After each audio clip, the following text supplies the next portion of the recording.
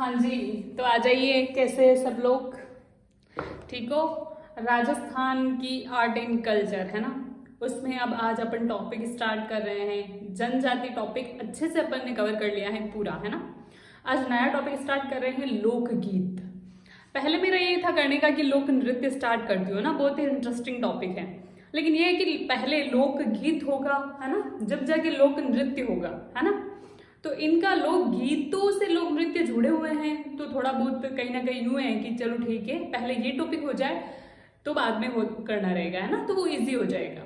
तो पहले अपन ये ले लेते हैं ना, लोकगीतों वाला टॉपिक। लोकगीत, पहली बात तो कि होते क्या है, क्या ये एक कला है? हाँ, ये एक कला है।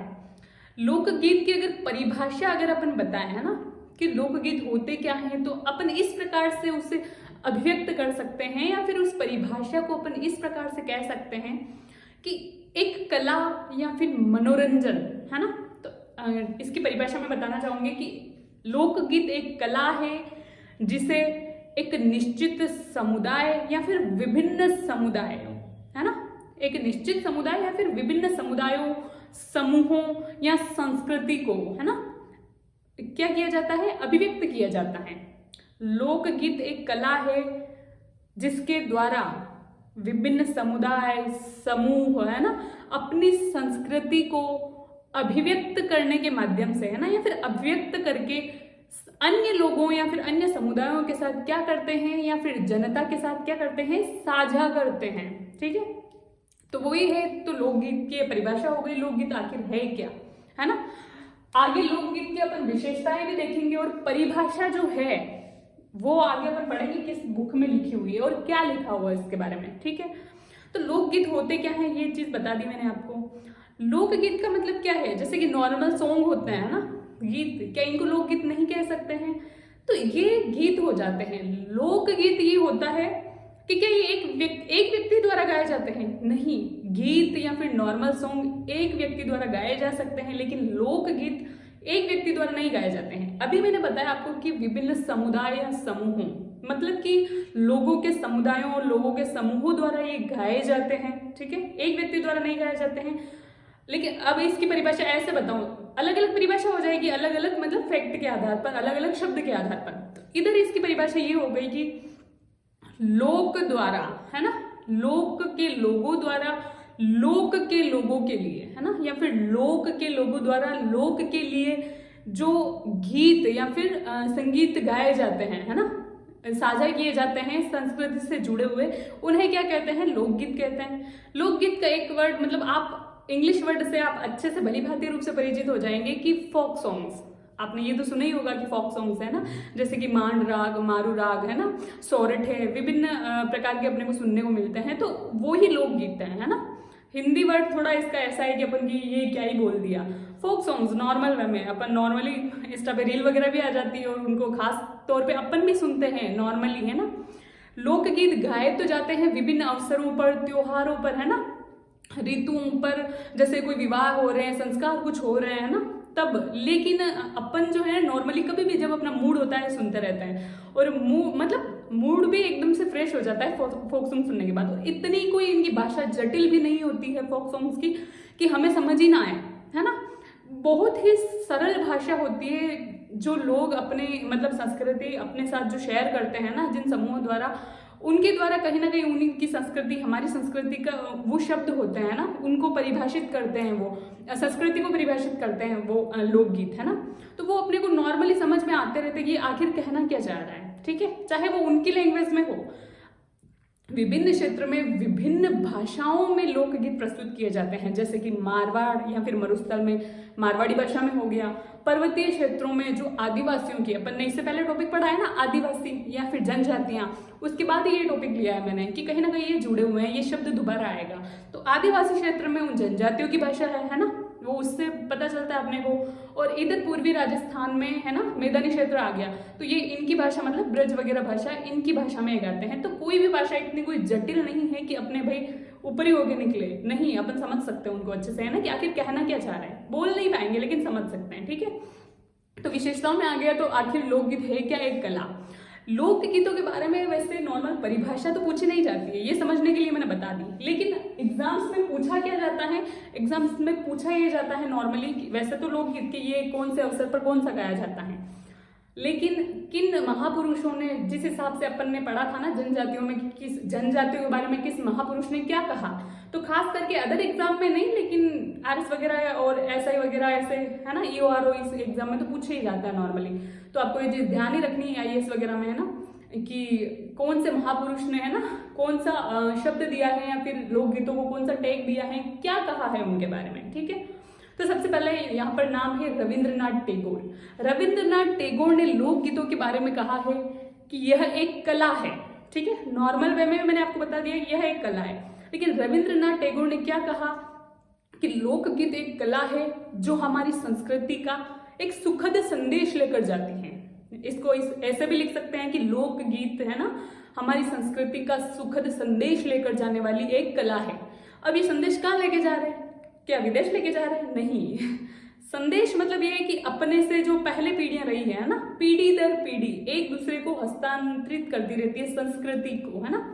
एक पीढ़ी दूसरी पीढ़ी को ये लोकगीत सुनाकर संस्कृति का परिचय देती है कि हमारे टाइम या फिर पहले ये संस्कृति ऐसी थी, धीरे धीरे ऐसे बदलाव हो रहे हैं ना। कितनी ही जिससे जैसे जमाना या फिर पीढ़ियां बढ़ती जाती है, उनको पहले लोग कैसे थे, क्या करते थे, व्यवसाय कैसा रहता था, जो सामाजिक जो संबंध थे वो किस हिसाब से रहते थे, है ना, व्यवहार कैसा रहता था लोगों का, ये उनको पता होता है। कैसे? क्योंकि ये लोकगीतों में उनका समावेश किया गया है पहले की पुरानी संस्कृति का, है ना, तो उससे उनको पता चल जाता है सुन के कि भाई ऐसा ऐसा होता है ना, ये चीज है।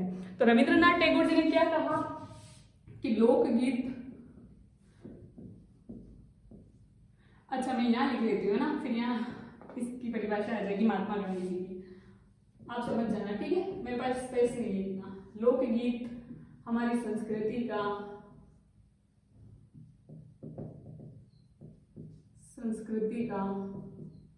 सुखद संदेश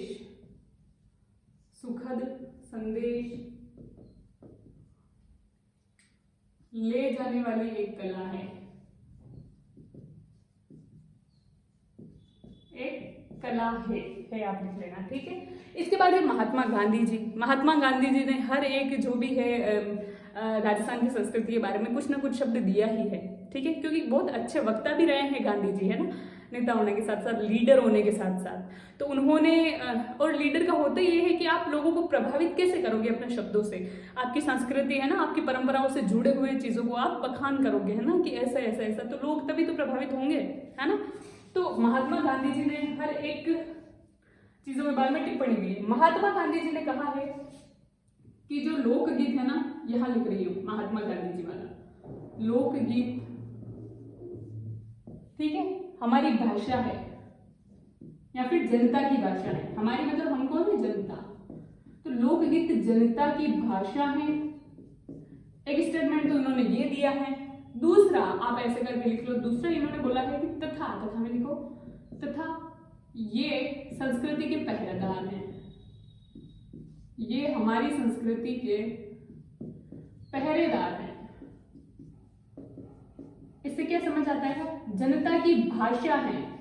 इसका मतलब मैं आपको समझाती हूँ कि क्या लोकगीत कई लिखे हुए हैं साहित्यिक रूप में? नहीं, उनका कोई लिखित रूप नहीं है, कोई साहित्यिक रूप नहीं। ऐसा नहीं है कि भाई छपाई करके पोथे से भर रखे हैं कि उन्हीं में लोकगीत को आपको सीखना होना तो भाई ये पोथियां पलटनी होगी। जैसे कि आरएस का एग्जाम क्लियर करना है आपको, आईएएस का क्लियर करना है, तो आपको मतलब पोथियां पलटनी पड़ेगी। तो इससे आप कर सकते हो। लेकिन अगर आपको लोकगीतों को जानना है तो क्या मात्र पोथियां पलटने से काम हो जाएगा? नहीं, लिखित रूप में ठीक है, आते हैं आजकल लिखित रूप में भी आपको मिल जाएंगे, लेकिन मेन जो उनका ये मूल्य है, अर्थ है, ये है कि लोकगीत वो कोई वस्तु नहीं है जो कि लिखित रूप में मिल जाए, है ना, या फिर साहित्यिक रूप में या फिर छपी हुई मिल जाए। नहीं, मौखिक भाषा है लोकगीतों की, जो एक पीढ़ी दूसरी पीढ़ी को हस्तांतरित करती है, और या फिर एक समुदाय या समूह के द्वारा अन्य लोगों या समुदायों को हस्तांतरित की जाती है, मौखिक रूप से सुनाई जाती है। फोक सॉन्ग्स को अपन उनकी राग को, है ना, मेन चीज होती है लोकगीतों में राग, है ना, उनका विकास किया है लोगों ने। तो राग को सुनते ही अपने पता चल जाता है, जैसे कि विभिन्न प्रकार के रस, श्रृंगार रस, वीर रस, है ना, वात्सल्य, कोई से भी अपन सॉन्ग सुनते हैं ना, जैसे कि मूड फ्रेश के लिए अपन सॉन्ग सुनते हैं तो वो श्रृंगार रस होते हैं नॉर्मली उन गीतों में, है ना, कि मूड फ्रेश हो जाता है। बहुत सारे ऐसे गीत हैं या फिर ऐसे सॉन्ग सुनते हैं कि वो सुनते ही अपने भाई आंसू से आ जाते हैं कि ऐसा ऐसा है ना। तो उसमें क्या वीर रस का प्रयोग किया गया है। तो विभिन्न रागों को है ना और वाद्य यंत्रों का उपयोग करके उन संगीत को ऐसा बना दिया गया है कि वो बिना बोले भी अपन वो सॉन्ग मतलब भाषा के रूप में बिना कोई लिखे हुए मतलब भाषा के रूप में अगर वो राग भी चला दे तो सामने वाले को पता चल जाएगा कि कौन सी राग है। जब सैड वाला माहौल होता है मूवियों में भी देखो ना आप, पीछे से सैड सॉन्ग वाली चीजें आती है, कौन सी टोन है ये सैड। जब खुश वाले होने, जब शादी वाली होने की होती है तो शहनाइयाँ बजती है। तो अलग अलग राग है ना। तो वैसे तो संस्कृति के पहरेदार हैं। भाषा वाला जो सीन हो गया, एक तो है अपन विशेषताओं में पढ़ लिया अपन ने कि सरल भाषा है इनकी, और ये क्या है मौखिक रूप से हस्तांतरित करती है चीजों को। ठीक है, ये है कि संस्कृति के पहरेदार हैं। पहरेदार का मतलब ये होता है, पहरा कौन लगाता है मतलब कि सुरक्षा करता है। पहरेदार का काम क्या होता है, सुरक्षा करना। ठीक है, तो जो लोकगीत है वो हमारी संस्कृति की सुरक्षा करते हैं। संस्कृति पीढ़ी दर पीढ़ी विलुप्त ना हो जाए, है ना। अगर पहले वाले लोग धीरे धीरे पढ़ रहे हैं, आधुनिक होते जा रहे हैं, तो उनको संस्कृति कैसे पता रहेगा। तो लोकगीतों के माध्यम से वो अपनी संस्कृति को सुनते हैं, आगे से आगे लोगों को बताते जाते हैं, वो अपनी पीढ़ी को बताएगा, वो अपने वंशजों को बताएगा धीरे धीरे, और ऐसे ही प्रचार प्रसार संस्कृति का पीढ़ी दर पीढ़ी हस्तांतरित होती रहती है ना। और वो भी किस रूप में, मौखिक रूप में। इसका ये मतलब है कि जो लोकगीत है ना वो हमारी संस्कृति, परंपराओं, है ना, इतिहास और मूल्यों, इन चारों जो मेन टर्म मैंने दी है इनकी भी सुरक्षा करते हैं, इसलिए इन्हें पहरेदार कहा गया है। कौन कौन सी टर्म मैंने दी है, 4 शब्द आपको अगर मेंस अगर आंसर लिखना है तो उसमें इफेक्टिव बनाना पड़ेगा। ये चीजें क्या ली है इन्होंने, पहरेदार है। तो पहरेदार को कैसे व्यक्त करेंगे अपन कि ये हमारी संस्कृति, ठीक है, परंपराओं मतलब कि रीति रिवाजों, है ना, इतिहास और मूल्यों की सुरक्षा करते हैं। ठीक है, ये चीज। अब इसके बाद एक बुक है, उस बुक का नाम है standard dictionary of folklore, mythology and legend. इस बुक में या फिर इस विचार में, इस आइडियोलॉजी में क्या दिया गया है, तो जो फोक सॉन्ग्स है, लोकगीत है, उनकी परिभाषा दी गई है। परिभाषा में क्या बताया गया है, जो कि मैं आपको ऊपर बता चुकी हूँ। परिभाषा में ये चीज दी गई है, इसकी एक लोकगीतों की एक विशेषता का वर्णन किया गया है कि लोकगीत अगर आप समझ रहे हो ना कि ये कोई लिखित रूप में है, कोई पोथी वगैरह छपाई होगी इनकी या छपाई हुई होगी इन पे, साहित्यिक रूप होगा इनका, तो ऐसा कुछ नहीं है, है ना। साहित्य मतलब गद्य या पद्य रूप, ऐसा कुछ चंपू वगैरह कुछ है तो कुछ नहीं है, ये सिर्फ एक मौखिक रूप से हस्तांतरित हो। ठीक है, और इतना मैंने बोल के बता दिया, यहाँ जगह नहीं है तो ये बता रही हूँ, है ना। मौखिक रूप में पीढ़ी दर पीढ़ी आगे से आगे हस्तांतरित होते हैं। इनकी भाषा कौन सी होती है, मौखिक, और बहुत ही सरल भाषा होती है। ऐसा भी नहीं है कि जैसे कि अगर हम मेवाड़ में रह रहे हैं और मारवाड़ी कोई मतलब कोई लोकगीत है मांड राग में, है ना, मरु राग में वो गा रहे, तो ऐसा भी नहीं है कि वो मारवाड़ी बोली हो गई तो मेवाड़ियों को समझ में नहीं आए, ऐसा बिल्कुल नहीं है। वो जो भाषा है वो ऐसे ही मतलब रचना की गई है उसकी कि वो सबको समझ आता है ना। पूर्वी राजस्थान वाले भी मारवाड़ी वाले मतलब मरु राग को समझ सकते हैं, मेवाड़ी वाले भी समझ सकते हैं, ब्रजभाषी गीत को भी मारवाड़ी और मेवाड़ी समझ सकते हैं, ऐसा कुछ है। ठीक है, ये चीज हो गई। अब लोकगीतों के प्रकार के बारे में अगर अपन बात करें, इससे पहले विशेषताएं देख लेते हैं, है ना। लोकगीतों की विशेषताएं अगर अपन बात करें तो वो होते हैं सामुदायिक। लोकगीत सामुदायिक होते हैं, कहने का मतलब मैं पहले भी ऑलरेडी बता चुकी हूँ कि ये एक कला है ना, और मनोरंजन का साधन भी है ना। लोकगीत भाई अगर आपका जब होता है, आप फील करके देखना कि जब का मन नहीं लग रहा हो तो ऐसे जो भी संस्कृति से जुड़े हुए हैं, लोक देवताओं से जो गीत होते हैं जैसे तेजा जी वगैरह का, है ना, लोक देवियों को, तो आपको सुनने में मतलब अच्छा सा लगेगा कि भाई साहब मजा आ गया, मूड फ्रेश हो जाता है ना। भावनाओं से युक्त होते हैं वो लोकगीत। ठीक है, तो इनकी जो विशेषताएं हैं वो है सामुदायिक होते हैं। ये मतलब कि एक व्यक्ति द्वारा नहीं गाए जाते हैं, एक व्यक्ति द्वारा गाया जा रहा है तो वो सॉन्ग हो गया। ये सामुदायिक होते हैं, मतलब किसी समूह या समुदाय द्वारा गाए जाते हैं। उसके बाद मौखिक रूप से, ये कोई लिखित रूप में, साहित्यिक रूप में या छपाई के रूप में नहीं है, ये मौखिक रूप से गाए जाते हैं। एक पीढ़ी से दूसरी पीढ़ी में मौखिक रूप से हस्तांतरित किए जाते हैं या फिर अभिव्यक्त करके साझा किए जाते हैं। इसके बाद है संस्कृति। अभी मैंने बताया जैसे कि लोकगीत हमारी संस्कृति के पहरेदार हैं या फिर संस्कृति का सुखद संदेश ले जाने वाली कला है, जो कि रविन्द्रनाथ टैगोर जी और महात्मा गांधी ने दिए हैं, है ना। तो इनका ये मतलब है कि संस्कृति संस्कृति के पहरेदार हैं, ये संस्कृति को दिखाते हैं। कोई भी लोकगीत हो वो जिस प्रकार से गा रहा है, जैसे मरु राग है, उसमें कोई अगर लोकगीत गा रहे हैं वो क्या मारवाड़ की संस्कृति को दिखाएंगे, है ना, मारवाड़ एरिया में है। मेवाड़ के कोई लोकगीत है तो मेवाड़ की संस्कृति को दिखाएंगे। ब्रजभाषी क्षेत्र के कोई लोकगीत है तो ब्रज क्षेत्र जो है उसकी संस्कृति को दिखाएंगे। तो अलग अलग संस्कृतियों का इनमें वर्णन मिलता है। तो इससे फिर क्या होता है, संस्कृति की सुरक्षा होती है ना, और एक दूसरे लोग पीढ़ी दर पीढ़ी संस्कृति को जानते हैं। भाषा की बात करें तो लोकगीतों की जो भाषा है बहुत ही सरल है और भाषा मौखिक है, ना कि लिखित है ना। ऐसा नहीं है अभी मैंने जैसे बताया कि कोई समझ नहीं सकता, नहीं, ये सरलता से साझा करते हैं और अपन समझ भी लेते हैं, ठीक है। विषय वस्तु की अगर बात करें तो लोकगीत है ना, विषय वस्तु से मतलब ये है कि लोकगीत विभिन्न अवसरों पर गाए जाते हैं। विभिन्न अवसरों जैसे कैसे, विवाह के समय हो गया है ना, सबसे पहले ये ले लो कि जन्म हो रहा है और मृत्यु तक जो व्यक्ति के अपने हिंदू धर्म में 16 संस्कार बताए गए हैं ना, तो अलग विभिन्न संस्कारों पर अलग अलग लोकगीत गाए जाते हैं। ऋतु के अनुसार लोकगीत गाए जाते हैं, है ना। रिश्तों को मजबूत बनाने के लिए जैसे प्रेम, प्रकृति, भाई बहनों के रिश्तों के लिए अलग लोकगीत होते हैं। पति पत्नी के आदर्श प्रेम पर आधारित अलग लोकगीत होते हैं ना। किसी विरह और संयोग के अलग गीत होते हैं, क्योंकि पहले वाली संस्कृति में यही दिखाया गया है मोस्टली कि जो पति है वो कमाने के लिए परदेश गया हुआ है और पत्नी उसके विरह में लोकगीत गाती हुई है ना। तो वो चीजें विरह या फिर संयोग के लोकगीत ऋतुओं पर गाए जाते हैं, विवाह पर गाए जाते हैं, विभिन्न त्योहारों अवसरों पर गाए जाते हैं, है ना। ये इस प्रकार से कि विभिन्न क्या त्योहारों, एक चीज नहीं है, विभिन्न अवसरों पर गाए जाते हैं। तो अवसरों की विशेषता विषय वस्तु है इसकी। क्या वाद्य यंत्रों का प्रयोग किया जाता है, तो जी हाँ, बहुत सारे ऐसे लोकगीत भी हैं जिनमें वाद्य यंत्र नहीं भी मतलब बजाए जाते हैं, उनका प्रयोग नहीं किया जाता है क्योंकि आवश्यकता नहीं होती है, ठीक है। लेकिन खास तौर पर वाद्य यंत्र को प्रयोग किया जाता है। वाद्य यंत्र किस हिसाब से, जैसे वाद्य यंत्र 4 प्रकार के होते हैं अलग अलग। सुशीर वाद्य यंत्र जो फूंक देकर बजाए जाते हैं, गण वाद्य यंत्र जो धातुओं से बने होते हैं, अवनत वाद्य यंत्र है ना जो खाल द्वारा मढ़े हुए होते हैं और फिर उनको बजाया जाता है, और एक और वाद्य यंत्र। तो 4 प्रकार के वाद्य यंत्र होते हैं, ठीक है। तो वाद्य यंत्रों का प्रयोग किया जाता है, ठीक है। कला और मनोरंजन, ठीक है। लोकगीत जो होते हैं वो एक कला है और मनोरंजन का साधन भी है, ठीक है। तो ये इनकी विशेषताएं हैं, मैंने शॉर्ट में बताई है आपको बोल के, ठीक है। लेकिन ये विशेषताएं हैं क्योंकि क्लास ज्यादा बड़ी हो जाएगी अगर मैं एक एक चीज लिखूंगी तो, ठीक है। इसलिए समझाना यही था, और रिवीजन मोड है वैसे भी, ठीक है। इसके बाद लोकगीत के प्रकारों की अगर अपन बात करें तो लोकगीत के प्रकारों को अपन ने विशेष 3 श्रेणियों में बांट दिया है ना। पहला बोल दिया अपन ने जनसाधारण जन सामान्य के लोकगीत, मतलब कि ये सामान्य लोगों के गीत हैं, ठीक है, जो विभिन्न अवसरों पर गाए जाएंगे, जैसे ऋतु में गाए जाएंगे, त्योहारों पर गाए जाएंगे, संस्कारों के समय विवाह वगैरह ऐसे गाए जाएंगे। उसके बाद व्यावसायिक लोकगीत। व्यावसायिक लोकगीत वो हुए हैं कि हुआ यूं कि राजा महाराजाओं के काल में, मतलब राजा महाराजाओं के समय में कोई जाति या जनजातियां थी, है ना, उन्होंने जो संगीत था ना उसको अपना व्यवसाय बना लिया था और विभिन्न रागों का मतलब क्या ये कर लिया था।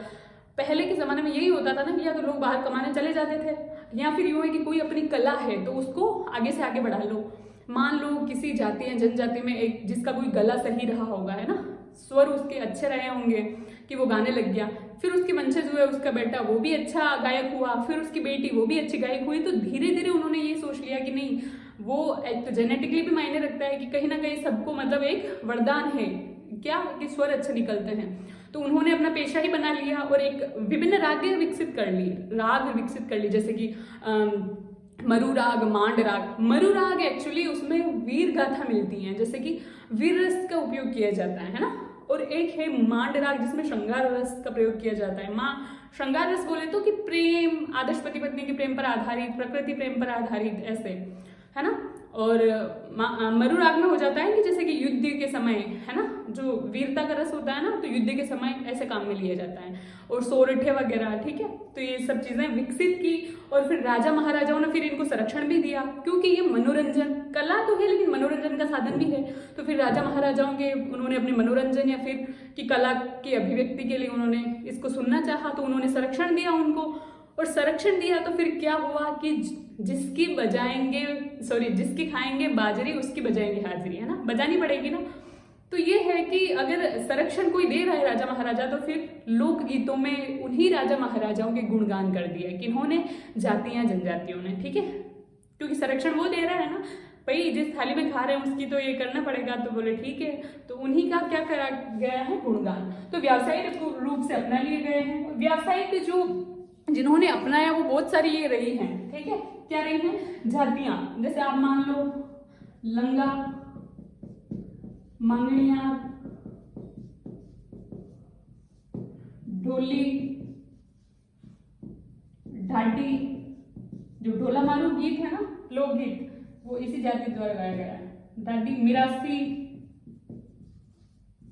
और क्या है, हाँ, जोगी, एक और है कालबेलिया। लोक नृत्य में ये भी पढ़ेंगे अपन, है ना, कालबेलिया लोक नृत्य भी।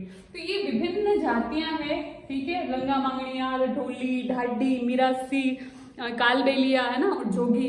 तो इनके द्वारा अपन फॉर एग्जाम्पल में ये ले सकते हैं। ऐसे तो बहुत सारे समुदाय हुए हैं ना, बहुत सारी जातियां हुई, बहुत सारी जनजातियां हुई है जिन्होंने ये चीज प्रोफेशन को अपनाया। लेकिन अपन मुख्य रूप से देखें तो ये, ठीक है। इसके बाद में अच्छा, इससे पहले देख सकते हैं कि जनसाधारण के लोकगीतों को वापस अगर अपन वर्गीकृत करें तो कैसे हो सकता है। संस्कार संबंधित लोकगीत, जैसे कि मोटा मोटा बता दिया, लेकिन फिर भी संस्कार संबंधित कैसे, हिंदू धर्म में 16 संस्कार बताए गए हैं, विवाह से जन्म से लेके आपके मरण तक, है ना, होते हैं ना। जैसे कि जात कर्म, पुंसवन, सीमंतोनयन, है ना। जात कर्म तो जब जन्म होता है तब, लेकिन जब जन्म गर्भ धारण करता है बच्चा, तब से लेकर अंत्येष्टि मृत्यु तक बहुत सारे होते हैं, है ना। उपनयन संस्कार और अंत्येष्टि संस्कार, दीक्षांत संस्कार, है ना, केशांत संस्कार, है ना, और कर्ण भेदन संस्कार, बहुत सारे विवाह संस्कार, है ना, और ये सब चीजें, विद्यारंभ संस्कार, वेदारंभ संस्कार, है ना, बहुत सारे संस्कार बताए गए हैं। तो उनके अंतर्गत जिस भी मौके पर, है ना, जैसे मान लो कि बाल सर मुंडवा रहे हैं तो उस टाइम अलग लोग गीत गाएंगे, विवाह के समय अलग गीत गाएंगे, है ना, बच्चा हुआ है जच्चा की जब अलग गाएंगे, है ना, और अंत्येष्टि हो रही है मतलब कि दाह संस्कार हो रहा है तब अलग गाएंगे। ये सारे अलग लोकगीत हैं। इसके बाद है त्योहार संबंधित, जैसे कि अपन ने जनजातियों में, मैंने बोला ना टॉपिक वो ही शुरू कर रहे हैं, एक टॉपिक का दूसरे से संबंध है। जनजातियों में अपन ने पढ़ा था बहुत सारे लोकगीत, मतलब जैसे कि त्योहारों में वो हीड़ गा रहे थे, धमाल गा रहे थे, रसिया गा रहे थे, अलग अलग क्षेत्र के लोग, है ना, अलग अलग त्योहारों पर ये गीत गा रहे थे, ठीक है। तो इस हिसाब से क्या त्योहारों पर बहुत सारे गाए जाते हैं। इनको डिटेल में देखेंगे पर बाद में, है ना, कंटिन्यू फिर देखेंगे ये कब कब गाए जाते हैं क्या। लेकिन अभी सिर्फ इतना ही वर्गीकरण आ पाया है यहाँ पे, इसलिए मैंने यही समझाया। फिर बाद से कल से वो देखेंगे अपन, क्योंकि यहाँ पर मैं नॉर्मली साथ के साथ समझाती, इसमें अलग अलग कई सारे लोकगीत हैं, इसमें अलग है, इसमें अलग है, लेकिन फिर हो नहीं पाता और आपको समझ में नहीं आता कि ये कौन किसका पॉइंट चल रहा है। फिर मैं 2 नंबर बता दी, बोले ये कब हुआ था, इसलिए मैंने ऑल ओवर आज आपको संरचना बता दी है ना कि कैसे होगा। त्योहार संबंधी हो गए, ठीक है, कि जैसे कि दीपावली पे गिड़ गाए जाते हैं, होली पर धमाल, है ना, मारवाड़ क्षेत्र में, और इधर पूर्वी राजस्थान में ब्रज क्षेत्र में क्या रसिया गाए जाते हैं। उसी प्रकार ऋतु संबंधी, है ना, ऋतु संबंधी, ऋतु कितनी होती है, उनाड़ो, है ना, उनाड़ू जो लोकगीत हैं ये अलग होते हैं, गर्मियों में गाए जाते हैं। सियाड़ू, है ना, सर्दियों में गाए जाते हैं। चौमासो, है ना, ये बरसात के टाइम पर गाए जाते हैं। हावणी, है ना, हावणी लोकगीत मतलब श्रावण माह में गाए जाते हैं।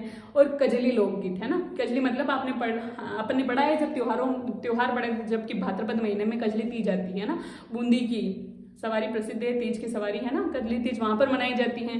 तो वो चीजें, तो मतलब कजली मतलब बादल कजलाए रहते हैं, कब, भाद्रपद महीने, भाद्रपद कृष्ण पक्ष की, है ना, तो वही है। तो ऋतु संबंधी हो गए, जैसे जनजातियों के भी बताया था मैंने आपको कि आल्हा, उदल, है ना, ये भी नृत्य भी है और लोकगीत भी है, कब, वर्षा के समय गाए जाते हैं, तो चौमासो हो गए वो। इसके बाद है धार्मिक लोकगीत में विभिन्न लोकगीत हैं, जैसे कि पाबू जी के गीत, है ना, पाबू जी के गीत बताए हैं बाकीदास ने, पाबू जी के गीत लिखे गए हैं वो बाकीदास द्वारा लिखे गए हैं ना। जैसे विभिन्न धार्मिक संबंधित पाबू जी के सोरठे रामनाथ ने लिखे थे, है ना, मतलब कि धार्मिक, मतलब कि देवी देवताओं, है ना, और भगवान से जुड़े हैं वो गीत, धर्म से संबंधित जुड़े हुए हों, ठीक है। जैसे कि तेजा टेर, है ना, बिना वाद्य यंत्र के साथ फसल का जब कटाई करते हैं तब बिना वाद्य यंत्र के साथ तेजा टेर गाई जाती है ना। भाद्रपद शुक्ल दशमी को तेजा जी दशमी आती है, ठीक है। और इसके बाद है जैसे कि लावणी, है ना, क्या होता है लावणी गीत, लावणी लोकगीत। तो लावणी वैसे तो महाराष्ट्र का एक लोक नृत्य भी है, ठीक है। अपन पढ़े राजस्थान के बारे में, तो लावण्य शब्द से निकला है लावणी, जिसका अर्थ होता है सुंदरता या फिर आकर्षण, है ना। तो लावणी लोक देवी मतलब जो देवी देवता होते हैं उनसे संबंधित होती है, उनके गीत गाए जाते हैं। कभी जैसे कि अनुष्ठान किया जाता है ना देवी देवताओं के कि भाई माता जी को बुला रहे हैं, भोपा जी भैरू जी को बुला रहे हैं, तब ये लावणी किए जाते हैं। चिरजा लोकगीत, चिरजा लोकगीत होते हैं, ठीक है, यहाँ पर लिख लेती हूँ, लावणी, चिरजा, तेजा टेर, वो पापू जी वाला जो चिरजा होता है लोक देवियों के लंबे गीत, ठीक है। लावणी तो है देवी देवताओं के गीत और चिरजा है लोक मतलब देवियों के क्या है लंबे गीत, ठीक है। सबसे लंबा गीत किसका है देवी में से जीर्ण माता का, ठीक है। और लोक देवता में से वो किसका है आप मेरे को कमेंट में बताओ, जैसे अपन ने पढ़ रखा है अच्छे से टॉपिक में, ठीक है। ये हो गए। इसके जैसे कि वल्लभ संप्रदाय से संबंधित है कि आपको ये बताऊं हवेली लोकगीत है ना। हवेली लोकगीत से क्या है वल्लभ संप्रदाय से संबंधित है, जैसे पुष्टि मार्गी संप्रदाय भी कहा जाता है, जिसके प्रवर्तक माने जाते हैं वल्लभ जी, है ना, वल्लभाचार्य जी। और मंदिरों को क्या कहा जाता है हवेली, और संगीतों को हवेली संगीत कहते हैं। 8 झांकियां प्रसिद्ध है, पिछवाई वहां की प्रसिद्ध है, कहाँ की नाथद्वारा राजसमंद की, ठीक है। तो ये सब चीजें पढ़ी है, तो उन्हें क्या हवेली संगीत कहा जाता है। विभिन्न प्रकार के आप हरजस देख लो, हरजस लोकगीत, ठीक है। हरजस इसका अर्थ तो होता है हर यानी हरि, जस यानी उनके यश में गाए जाने वाले। कहने का मतलब हो रहा है कि हरि के यश में गा रहे हैं, हरि को मान रहे हैं ना साकार रूप में, तो क्या हो रहे हैं ये मतलब सगुण भक्ति हो रहे हैं। लेकिन इसका वास्तविक अर्थ है हरजस मतलब कि निर्गुण भक्ति के लोकगीत होते हैं ये। इसके अर्थ से विपरीत इसका आशय होता है, ठीक है, निर्गुण भक्ति के लोकगीत। और ऐसे ही क्वेश्चन पूछे जाते हैं एग्जाम में, क्योंकि अपन समझ को जोड़ लेते हैं सगुण भक्ति का नाम नहीं आ रहा है हरि, लेकिन होते ये हैं, है ना। निर्गुण भक्ति के लोकगीत होते हैं जो कि किसी की मृत्यु पर गाए जाते हैं, किसी की वृद्ध या फिर महान व्यक्ति की मृत्यु पर गाए जाते हैं, ठीक है। हरजस लोकगीत खास करके मारवाड़ क्षेत्र में, ठीक है। जैसे शेखावाटी, मारवाड़ तो क्या शेखावाटी क्षेत्र में, तो ये चीज आपको ध्यान रखनी है, ठीक है। हवेली हो गया, हरजस हो गए, लावणी हो गए, तेजा टेर हो गई, है ना, चिरजा हो गए, है ना। धार्मिक लोकगीत है ना, धार्मिक लोकगीत हो गए ना, धर्म से विभिन्न लोक देवी देवताओं से संबंधित है। केला देवी का लांगुरिया गीत है ना, वो भी है। तो केला देवी का कहाँ पर है, करौली में मंदिर, जादौन वंश की कुल देवी, उनके भक्तों को लांगुरिया कहा जाता है ना। लांगुरिया गीत गाए जाते हैं। लांगुरिया मतलब कि उनके भक्त मतलब हनुमान जी से संबंधित है ना, लंगूरियानी बंदर, तो हनुमान जी से संबंधित है वो। तो लांगुरिया गीत किससे संबंधित है, केला देवी से, वो गाए जाते हैं। विविध लोकगीत में वही आ गया, जैसे मैंने आपको बता दिया कि जैसे कि संयोग विरह पर आधारित हैं, पति पत्नी के आदर्श प्रेम पर आधारित हैं, नॉर्मल प्रेम पर आधारित हैं, प्रकृति के प्रेम पर आधारित हैं, भाई बहनों के प्रेम पर आधारित हैं, है ना।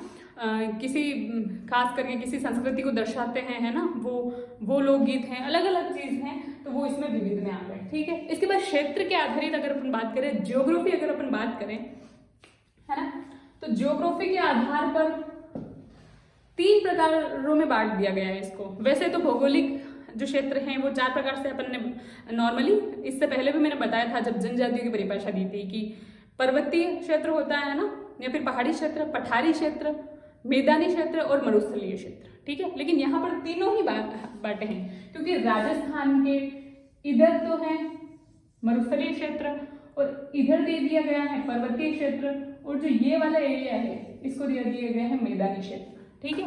मरुस्थलीय क्षेत्र में सामान्यतया जैसे ये है, इसमें क्या है, जैसलमेर, बाड़मेर, बीकानेर, है ना, ये वाले जोधपुर, ये वाले एरिया आ गए हैं। पर्वतीय क्षेत्र में नीचे डूंगरपुर, बांसवाड़ा, प्रतापगढ़, उदयपुर, है ना, राजसमंद, चित्तौड़गढ़, ये वाला आ गया है। मैदानी लोकगीत मतलब कि इधर भरतपुर, सवाई माधोपुर, है ना, जयपुर, टोंक, और नीचे हाड़ौती वाला क्षेत्र, बूंदी, कोटा, झालावाड़, ये सारा, ठीक है। तो ये मैदानी क्षेत्रों में आ गया है।